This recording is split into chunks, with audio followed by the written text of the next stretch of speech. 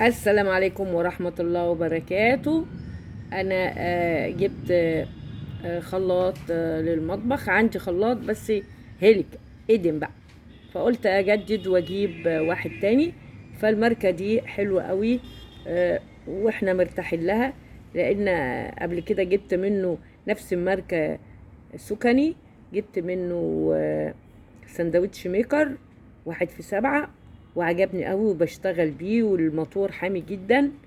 فالماركة دي صيني، بس صيني من الصيني المحترم. فأنا جبت اللهم صل على سيدنا محمد.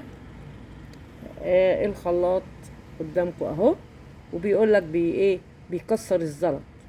فانا عندي، مش ما عنديش، عندي خلاط بس قديم هيلك، جايباه بقالي كتير قوي قوي.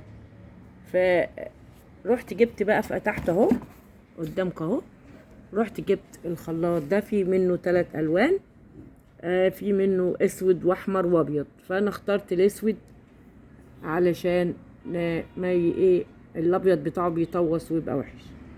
فانا جبت اهو قدامكم خلاط خلاط بمطحنه، اسمه كده خلاط ومطحنه. في خلاط لوحده وفي مطحنه لوحدها. فانا جبت الخلاط بالمطحنه، شكله جميل. اللهم صل على سيدنا محمد. والمطحنه شوفوا قد ايه كبيره ازاي. التانية المطحنه بتاعته تحط فيه حبه كده اهو يملاه، لكن شوفي ده ممكن تحطي نص كيلو سكر، نص كيلو كمون وتطحنيه. اللهم صل على سيدنا محمد. والشفشق بتاعه كبير كده وجميل. وده جسم الموتور. عندك تزودي زي ما انت عايزة. وهنا اون اوف، قفل غلق وفتح، وهنا برضو انه اوف.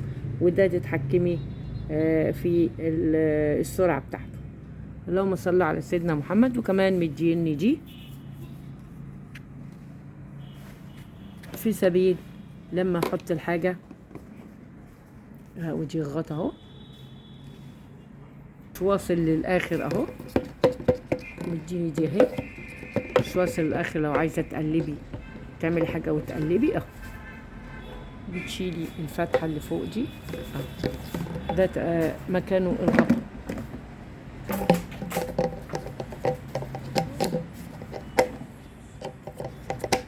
بص الغطا اهو زي ما انتوا شايفين. حاجة سهلة وسلسة وانت قاعدة تشغليه عندك في كل حاجة. وبيطحن الخشب، بيطحن الزلط، بيطحن الازاز، من قوة الايه، من قوة الموتور.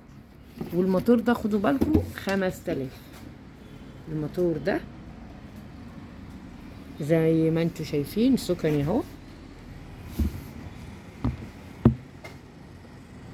حلوة الماركة دي، عجبتني الماركة دي وريحتني. جبت منها ده ثالث منتج.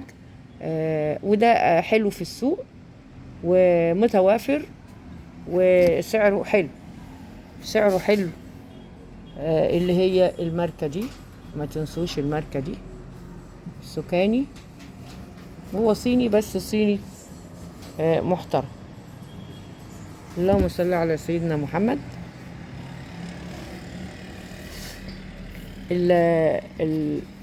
الموتور بتاعه 2.5. الشفشق بياخد كبير، ياخد 2.5 زي ما انتوا شايفين. الموتور بتاعه قوي جدا جدا جدا. اذا كنت هتعملي فيه قوطة، عصاير، تطحني فيه توابل. ده غير الكبة، يعني ده كمان غير الكبة. يعني الكبة ليها عمايلها، وبرضو ما بتستغناش في مطبخك عن الخلاط. والعروسة برضو لازم خلاط ولازم كبة. ده بيعمل بقى اذا كان القوطة، اذا كان العصاير، اذا كان توابل، شطة، ملح، كمون، زي ما انت عايزة تكسريه فيه. لكن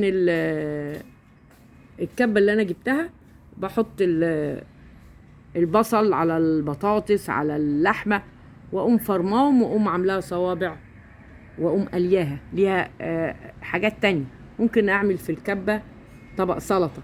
حط البصل والقوطة والخيار والجزر وتك تك تك، تقوم طلع طبق سلطة جميل وسهل الأكل. فمن كل بيت ما يستغناش عن الايه، حاجتين، الخلاط والكبة اللي هي طلعت جديدة. اللهم صل على سيدنا محمد. اهو هيلسي اند كاري فري لايف، يعني صحي ما شاء الله. شوفوا قد ايه الشفشق بتاعه، 2.5 لتر. 2 مش لتر، لا 2.5 لتر.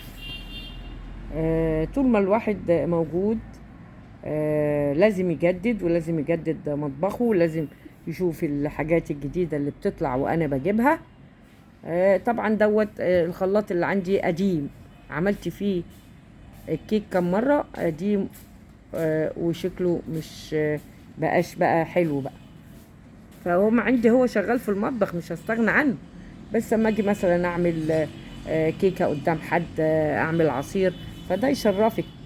المنظر حلو، منظره جميل ونضيف غير التاني. اللهم صل على النبي، واللهم صل على سيدنا محمد.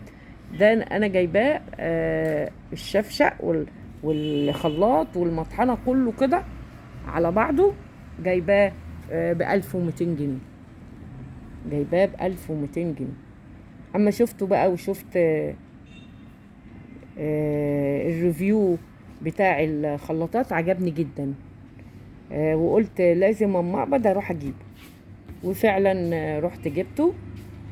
تلاقي في السوق بقى ب1400، 1500، كل واحد براحته. عندنا انت عارفين الاسواق عندنا مش منتظمة. الاسواق عندنا كل واحد بمزاجه، يعني تلفي من 1000 ل1400 و1500. مش ما فيش قائمة أسعار، ولا في حد يلتزم بأي سعر.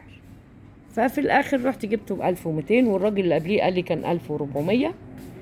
ده عارفين عندنا أحلى سوق، عندنا سوق إيه؟ سوق العتبة بتاع شارع عبد العزيز. بتجيبي من الإبرة للصاروخ، تجيبي من الإبرة للصاروخ. فده آخر حاجة أنا جبتها. شكرولي فيه قوي، وكل ما اخش عند حد يقول لك اللهم صل على سيدنا محمد، هو سكاني. وانت عارفه لما بنجيب حاجه، المصريين بالذات لما بيجيبوا حاجه وبتريحهم يمسكوا بقى في الماركه، وهو اغلى شويه من الماركات التانية، شويه بسيطه، مع انه صيني لكن صناعه نظيفه. صيني لكن صناعه نظيفه، في كل حاجه، في المفرمة، في كل حاجة سكني. فجميل قوي قوي النوع ده. واما اعمل فيه حاجة، ولا اعمل فيه قوطة، ولا القوطة بقت ب20 جنيه و25. خسارة يا اختي. اللهم صل على سيدنا محمد. كل حاجة بقت فوق فوق فوق. ربنا يهديهم علينا. اللهم صل على سيدنا محمد. وده اللي في العلبة، ده اللي في العلبة. شوف حاطين ايه، حاطين موز وفراولة مجموعة عصاير ما شاء الله. حلو جدا. ومدينا التعليمات دي